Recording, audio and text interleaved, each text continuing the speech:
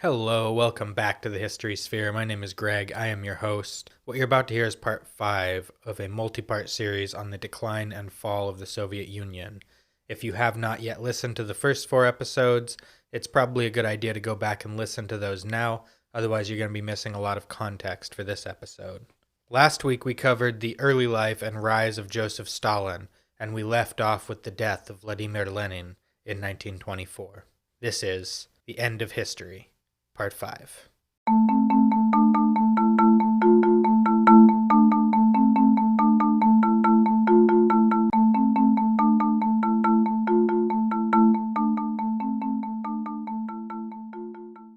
On April 10th, 1939, Nikolai Yezhov, one of Stalin's most loyal henchmen and the architect of the Great Purge of 1937-38, was arrested at his home in Moscow. He had been removed as head of the NKVD secret police in November 1938 and subsequently denounced to the Presidium of the Supreme Soviet by his successor, Lavrenti Beria, on March 3, 1939. Having orchestrated the fall of many high-ranking party officials in this fashion during his time as head of the NKVD, Yezhov was all too familiar with the steps that preceded the arrest and execution of people like him. His arrest probably did not come as a shock. As countless others before him, he confessed under torture to a litany of political crimes that he almost certainly never committed: treasonous collaboration with foreign spies, intentional sabotage of the Soviet state, and theft of government funds, among other charges. He also admitted to several crimes that were at the time referred to as moral degeneracy, essentially confessing to the rumors that he was homosexual. Unlike most of those who went before him, at his trial on February 4th, 1940, Yezhov recanted his confession and vehemently denied all charges against him. Facing the court with great composure, he proclaimed his innocence, honesty, and loyalty to the party and to Stalin himself. He said that he understood his life would be forfeit, and asked only that his execution be carried out quickly, quietly, and without agony. He was then returned to his cell while the court deliberated his sentence. About half an hour later, the guards came to him and informed him that the court had sentenced him to death. At this point, the composure he is said to have shown in the courtroom flew out the window. He is said to have become hysterical with tears, screamed, and physically struggled as the guards pulled him out of his cell to be shot. He was taken kicking and screaming to the basement of a small NKVD station and quickly dispatched. The floor of this basement was sloped to allow for the blood of victims to easily drain and be cleaned from the room. Yezhov had designed it himself. Between 1924 and 1940, somewhere between 5 and 8 million Soviet citizens died as a direct result of Stalin's policies. Most of these were only indirectly caused by the regime, victims of the Great Famine of the early 1930s, but at least 700,000 were murdered by the regime during the massive terror campaign that has come to be known as the Great Purge. All were victims of Stalin's ambition and vision for the building of communism. The first victims of Stalin's vision were his one-time party comrades, starting with Leon Trotsky. We left off last week with the death of Lenin. Stalin had set himself up to succeed Lenin as the new leader of the Soviet Union by thoroughly outmaneuvering Trotsky. He did so by using his role as General Secretary of the Communist Party to systematically install loyal supporters in key positions within the party apparatus, and by making alliances with other Politburo members, namely Grigory Zinoviev and Lev Kamenev, who shared his distaste for Trotsky. The first strike against Trotsky came immediately after Lenin's death. Trotsky was away from Moscow seeking medical treatment at the time of Lenin's death, and Stalin ensured that he was sent a telegram giving him the wrong date for the funeral. Thus, at Lenin's public state funeral, Trotsky was notably absent, allowing for Stalin to make a show of public mourning and to portray himself as Lenin's true right-hand man. Then, on January 6, 1925, Trotsky was removed from his position as leader of the Red Army. Though Trotsky remained on the Politburo of the party, he had lost his most important official position in the government. By early 1926, Zinoviev and Kamenev realized they may have made a mistake by allying with Stalin, and they switched sides, forming an alliance with Trotsky. Trotsky, finally realizing that he was in a struggle for control of the party and probably his life, began to openly oppose Stalin on a number of important issues, especially on foreign policy. Trotsky still dreamed of and advocated for world revolution. He believed in the old-school Bolshevik orthodoxy that the socialist revolution in Russia could only survive if it spread to other countries. Stalin and his allies surveyed the state of global politics in the mid-1920s and gradually came to the realization that the world revolution was not going to happen anytime soon, and began to reorient their policies toward building and consolidating socialism in one country. While the so-called united opposition of Trotsky, Zinoviev, and Kamenev was well represented, though still a minority on the Politburo, the party bureaucracy and the apparatus of state terror, the secret police, were firmly in Stalin's camp. At the 15th Party Congress, the views of Trotsky and his so-called left opposition were officially made incompatible with membership in the party. Zinoviev and Kamenev, seeing the writing on the wall, switched sides again and denounced Trotsky. Trotsky stood firm in his views and was officially expelled from the Communist Party of the Soviet Union. He was briefly exiled to Central Asia and then quietly deported from the country. He would never return to the Soviet Union. In 1940, an NKVD agent tracked him down in Mexico City and lodged an ice pick in his head, ending his life. By 1928, Stalin stood in firm control of the Soviet Union. He was not yet an absolute dictator, but he was well on his way. I briefly mentioned before that Stalin's philosophy was shifting towards socialism in one country, rather than seeking to ignite world revolution. Communist orthodoxy had always held that Soviet communism could not survive in Russia, a still largely rural agrarian society, if it was isolated from the more developed nations of Western Europe. Russian revolutionaries had always taken for granted that a revolution in Russia would inevitably spread across Europe. When that didn't happen, Stalin had to grapple with that reality. He believed that for socialism to develop and thrive in Russia without the support of Western countries, rapid modernization and industrialization would be necessary, and such a massive undertaking had necessarily to be driven from the top down by a centralized dictatorship. In modern popular history, Stalin is sometimes portrayed as a psychopathic megalomaniac who pursued power for its own sake. I think these characterizations are false. Stalin pursued absolute power because he believed it necessary to achieve his ideological ends. As I mentioned in the last episode, I think Stalin approached Marxism with the fervor and certainty of a religious fundamentalist. Once he decided something was necessary for the victory of communism, absolutely no price in human life or suffering was too high. His fanaticism and self-assuredness made him utterly untroubled by conscience. The cult of personality he cultivated around himself certainly suggests a godlike infallibility, but I don't think he actually believed himself infallible. He just believed it necessary for people to believe that about him. One anecdote in particular I think demonstrates this point. At some point, his son Vasily, who was kind of a loser and got into trouble all the time, got into trouble as he often did. When Stalin confronted his son, the boy attempted to defend himself by saying, "I am Stalin too." And Stalin replied telling him, "You're not Stalin, and I'm not Stalin. Stalin is Soviet power." I haven't been able to verify this quote in any primary source documents, so it's entirely possible that this quote is apocryphal. Nonetheless, I think it's demonstrative of Stalin's attitude toward the cult of personality that was built up around him. Contemporary documents, like the notes of future Soviet leader Nikita Khrushchev, show that in private, Stalin always presented himself as humble and human. He understood that there was a difference between Stalin the man and Stalin the demigod that was on the propaganda posters.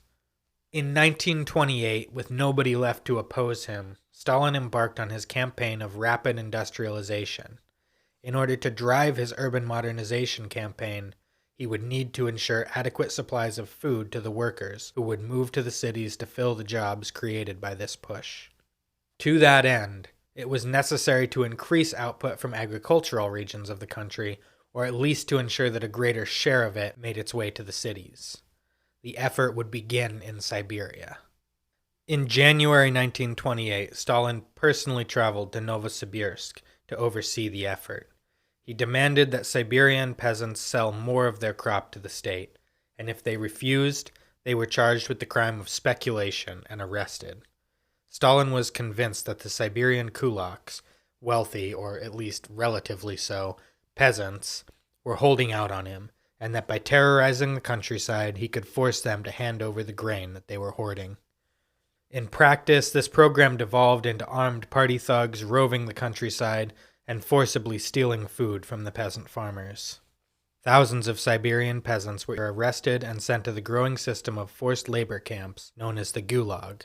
Thousands more were financially ruined by the forced confiscation of their crops. On a macro level, however, the program was a success in that it achieved Stalin's goal of bringing more food to the cities to feed the growing proletarian workforce that was the backbone of his rapid industrialization policy. This quote-unquote success convinced Stalin that he was correct. Not only could the economy be forced by terror to conform to his political objectives, but the failure of economic factors to meet his political demands was the result of internal enemies resisting his policies, in this case the wealthy farmers or kulaks. With his war on the peasantry of Siberia in his mind vindicated, Stalin felt justified in widening his war against the peasants to all agricultural regions of the USSR, the largest and most important being Ukraine. The Bolsheviks had never really trusted the peasantry. They were politically unreliable, social conservatives who had supported their enemies during the years of revolution and civil war. They had been granted a reprieve by Lenin's pragmatic New Economic Policy, or NEP, which granted them control of their own land and created economic incentives to be more productive. But now Lenin was gone, and it was time to bring the peasants to heel. Stalin declared all-out war on the peasantry. The proletariat was the sole revolutionary class. This was their revolution. The peasants, their traditions, and their way of life stood in the way.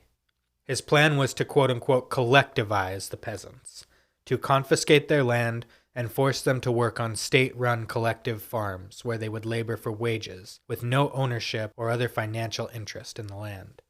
Essentially, he would force the peasants to become a sort of rural proletariat.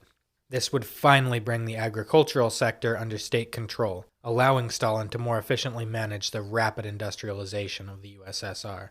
It would also expose those elements among the peasantry who were inclined to oppose the government and allow Stalin to eliminate them. Communists came out from the cities to carry out the forced collectivization.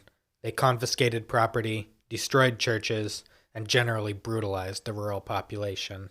The plan met with more resistance than Stalin had anticipated. Violent unrest erupted on a massive scale across the countryside. Peasants resisted government agents with force, defending their land and churches, and even raiding collective farms to steal back the livestock that the state had taken from them. By March 1930, much of the countryside was in open revolt, especially in Ukraine, where about half the incidents of violent resistance were recorded. In response to the mass resistance, rather than stepping back collectivization efforts, Stalin clamped down even harder. He ordered heavily armed detachments of his secret police into the countryside to restore order by any means necessary. The mostly unarmed peasants were no match for the regime's forces. Hundreds were killed, thousands were arrested and sent to the Gulag or deported to remote regions of the USSR, where thousands more would die. In the end, the peasants were subdued, and most of them submitted to have their property taken and to be relegated to the status of state employees on collective farms. Some historians of the period have compared the existence of peasants on these collective farms to that of serfs bound to the land in previous centuries under the Tsarist regime. While there are some similarities, namely that the peasants who worked the land had no ownership interest in it, I find this comparison unconvincing. Despite its indisputable brutality, the Soviet system imposed on the peasants by Stalin offered significantly more social mobility than was enjoyed by those enserfed by the Tsar's regime. Indeed, a significant portion of the next generation's party leaders would emerge from the collectivized peasantry, including Mikhail Gorbachev, who was born to a peasant family in the Stavropol region of Russia's North Caucasus amidst the collectivization process in 1931.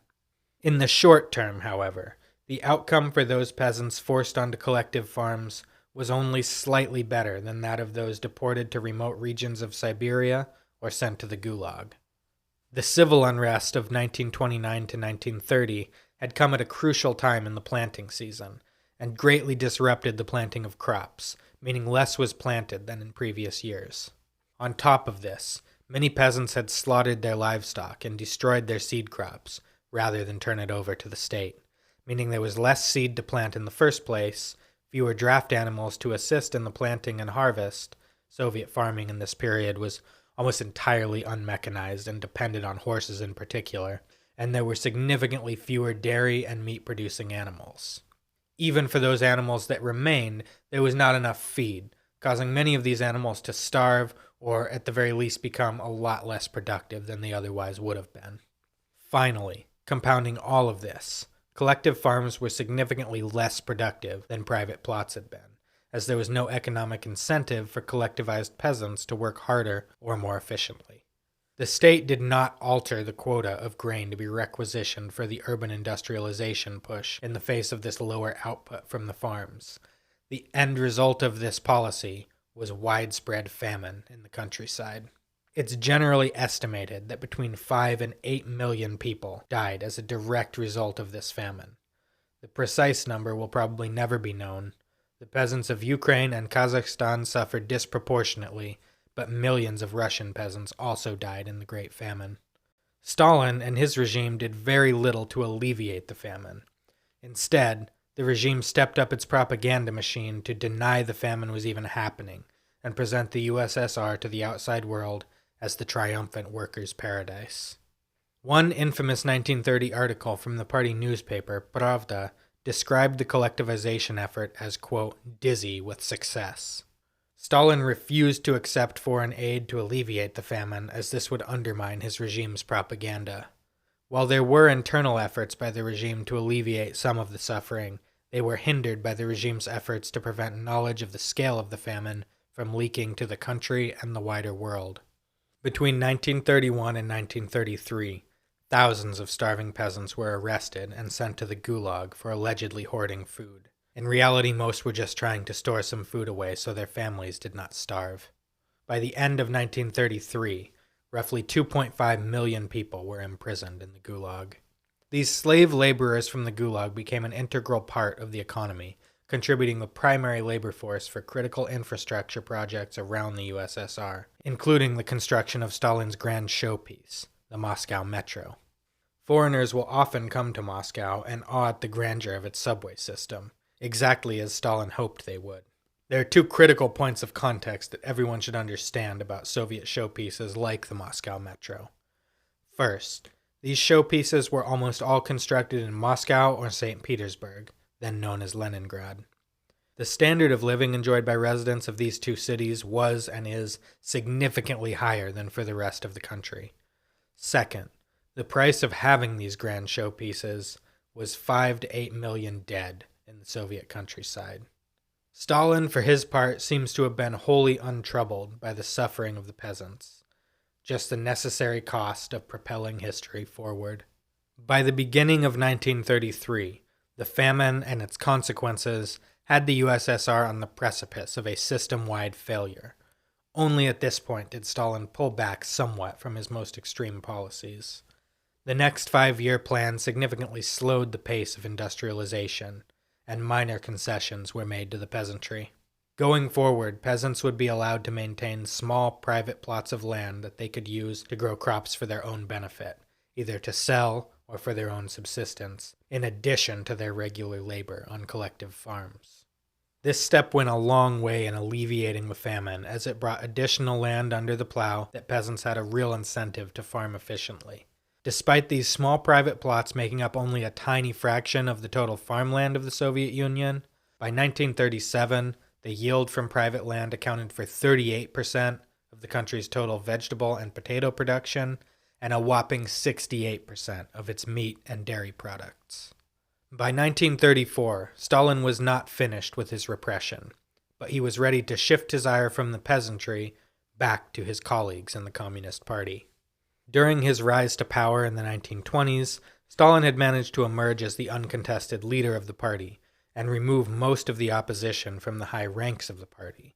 But most of these so-called old Bolsheviks remained in the country and active in the party at some level. Though Trotsky had been exiled, he continued to level attacks on Stalin and his regime from abroad.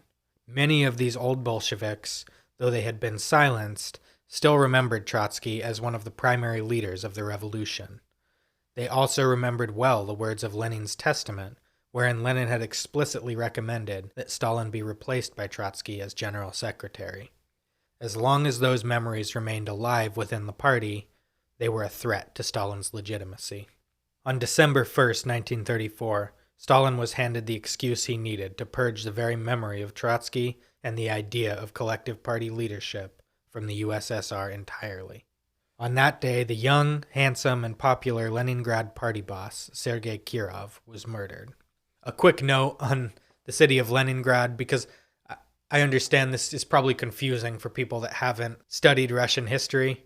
Leningrad is the same city as modern St. Petersburg, which is the same city as Petrograd. The city was founded by Peter the Great as St. Petersburg, and then in 1914, it was renamed to Petrograd to make it sound less German. Then in 1924, it was renamed in honor of Lenin to Leningrad. And then after the collapse of Soviet communism, it was then renamed again to St. Petersburg. So just remember, if we refer to St. Petersburg, Petrograd, or Leningrad, those are all the same city, just under different names. Anyway, on December 1st, 1934, the Leningrad party boss, Sergei Kirov, was murdered. Historians and conspiracy theorists still debate whether Stalin himself orchestrated the murder.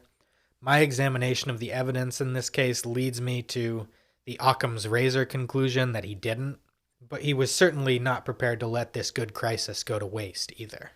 Kirov had been shot by Leonid Nikolaev, a fellow party member who had been exhibiting signs of mental instability for years and believed Kirov was having a romantic affair with his wife. A contemporary account by Vyacheslav Molotov, one of Stalin's most loyal henchmen who was present at the interrogation of Nikolaev, describes the assassin as deeply troubled and emotionally disturbed. Molotov also noted that Stalin appeared to genuinely mourn the passing of his young colleague, who had never been anything but a loyal Stalinist. Whether Stalin orchestrated the murder or not, the murder of a loyal Stalinist by a fellow party member presented him with an opportunity that was too good to resist. By this time, Stalin was in full control of the secret police, which had recently been rebranded as the NKVD, and he ordered an expansive investigation into Kirov's murder. Not surprisingly, the investigation, relying on confessions obtained under torture, turned up a massive conspiracy of so-called Trotskyists intent on destroying the party, Stalin, and the revolution itself. Conveniently for Stalin, all the party members who had ever opposed him on anything all seemed to be implicated in this plot. Most notably, his former allies turned rivals Lev Kamenev and Grigory Zinoviev. Over 300 people were arrested and tortured into confessing to involvement and pointing the finger squarely at Kamenev and Zinoviev. Kamenev and Zinoviev initially refused to cooperate in the farce of their prosecution, but after Stalin threatened to arrest and execute their children instead, they both agreed to cooperate on the condition that their lives would be spared. Stalin readily agreed to this arrangement. At their show trial in Moscow in August 1936, Kamenev made a public confession, stating, quote, "I, Lev Kamenev, together with Zinoviev and Trotsky, organized and guided this conspiracy. My motives? I had become convinced that the party's, Stalin's, policy was successful and victorious. We, the opposition, had banked on a split in the party, but this hope proved groundless. We could no longer count on any serious domestic difficulties to allow us to overthrow Stalin's leadership. We were actuated by boundless hatred and by lust for power." End quote. He closed his remarks by referring to his children, saying, quote, "I should like to say a few words to my children. I have 2 children. One is an army pilot, the other a young pioneer. Whatever my sentence may be, I consider it just. Together with the people, follow where Stalin leads." Grigory Zinoviev also made a similarly groveling confession at the trial. Stalin would go back on his word, and both Kamenev and Zinoviev would be executed after their trial.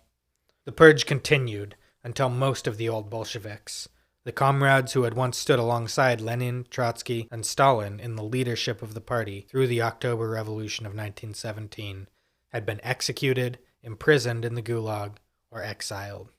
Many of those who were imprisoned in the Gulag were later quietly executed.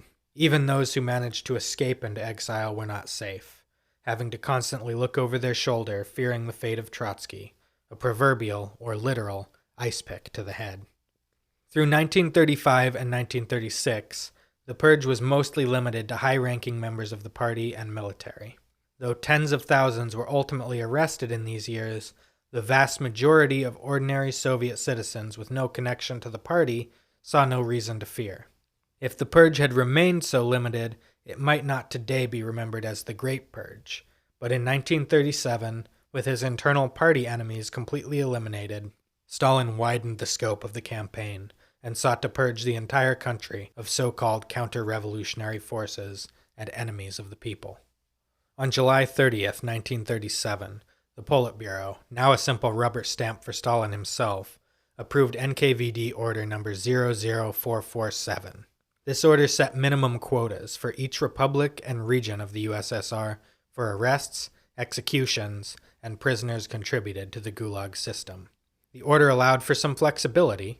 The regional offices of the NKVD had the right to ask Moscow to increase the number of arrests and executions allowed, but there was no room for downward mobility. The practical effect of this policy was that regional NKVD commanders, afraid of being denounced themselves as insufficiently zealous in prosecuting enemies of the people, and therefore disloyal, tripped over themselves not only to meet the quotas, but to exceed them. The purge in essence became a competition between regional NKVD commanders to see who could prove themselves the most loyal to Stalin and the party by arresting more people. Both of Mikhail Gorbachev's grandfathers were caught up in the purges and spent time in the Gulag. His paternal grandfather, Andrei Gorbachev, was arrested as a kulak in 1934 for refusing collectivization. Andrei never liked the communists, and it's not surprising that he was denounced as an enemy of the people.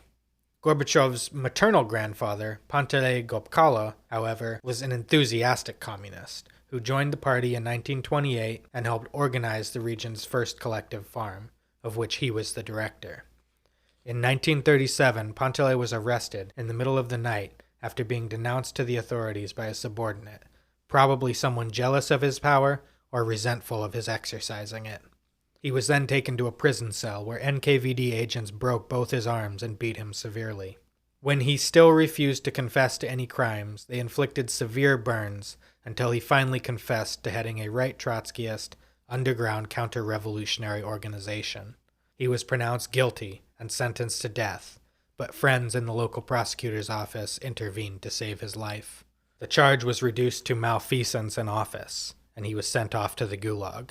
Panteley was among the lucky ones. He survived his ordeal in the Gulag and was released after only 14 months. Similar stories played out in families across the USSR.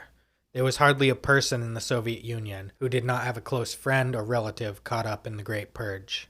The numbers vary wildly depending on your source, but most recent estimates place the number of arrests at around 1.6 million, with about 700,000 executions and the remainder imprisoned in the Gulag. Most of those arrested had done nothing wrong. Some may have told a joke about Stalin to the wrong person, questioned the communist ideology, or complained about government corruption a little too loudly. Others may have sparked the jealousy of an underling or threatened the position of a superior. Others still were probably just in the wrong place at the wrong time. The question remains, though, why? Why would Stalin so brutally oppress his own people? What purpose did this campaign of mass terror serve? I think there's a few answers to that question. The first and most obvious is that Stalin was paranoid. He understood that most dictators don't die safe in their bed from natural causes, and he sought to eliminate every possible threat, no matter how small, to his person and to his regime.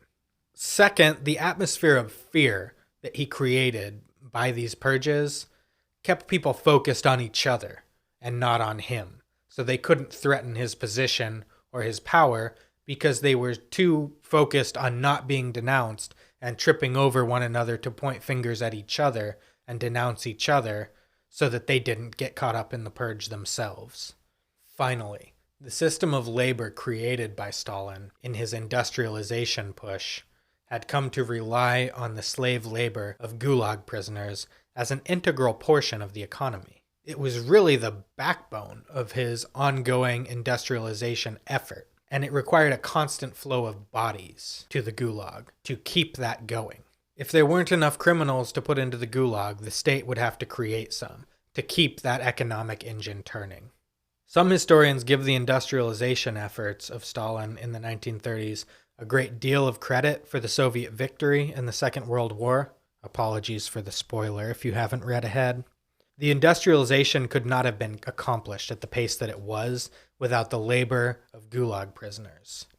If we want to take anything positive from the story of the Purge, perhaps we can hold on to that. Of course, the Purges also decimated the leadership of the Red Army. You will recall that the Red Army had been built and led by Trotsky back in the days of the Civil War, and senior officers who had served under Trotsky, which is almost all of them, were immediately suspect in the context of the Great Purge. The vast majority of senior officers in the Red Army were purged, including almost all the generals. They were replaced with loyal hacks whose loyalty Stalin could be sure of, but whose military skill was questionable. It's impossible to know how much of the subsequent suffering inflicted on the people of the USSR during the early days of their involvement in World War II might have been avoided if the Red Army had been competently led, but the answer, in my opinion, is probably some of it. By the late 1930s, war clouds were gathering over Europe and the Far East, and the winds from the coming storm were about to throw the Soviet people out of the frying pan and into the fire. That's everything for today. Thank you for joining us. As always, big thank you to the Blake Annex for the use of this studio. I encourage you all to follow and engage with us on social media. You can visit our brand new website at www.thehistorysphere.com to find links to all our social media, podcast hosting sites, and more. Please don't forget to subscribe and give us a 5-star rating on whichever platform you're listening on. It costs you nothing, and it helps to promote the podcast in the algorithm. Next time on The History Sphere, I will explore the foreign affairs of the Soviet Union on the eve of the Second World War. Thank you for listening. Have a wonderful day.